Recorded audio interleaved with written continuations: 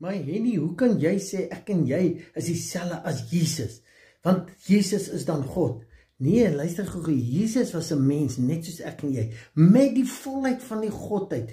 Wat ek en jy vandag het hy ook gehad. Die verskil is net, hy het dit gaan inoefen. Hy het gemediteer, hy het stil geraak nagte deur. Hy was in die woestyn. Hy het gaan leer hoe om hierdie menslikheid onderhewig te maak aan hierdie goddelikheid wat in ons is. En dis hoekom hy kon sê, ek en jy is een, ek en die Vader is een, ons is almal een, ons is presies dieselfde. Maar weet jy wat, die kerk, dit kom al van die Romeinse kerk af, hoe meer ons kan minderwaardig hou en sleg hou, en daar hou, hoe makliker is dit om ons te manipuleer. Dit was die uitgangspunt van die Romeinse kerk, en ek wil vir jou vandag sê, nee, dis hoekom ek wil jy begin te dink, ek en jy sit met dieselfde goddelike vermoë, as wat Jesus gehad het toe hy gestap het, en dis hoekom ons moet dit begin ontdek, en ons inoefen daarin.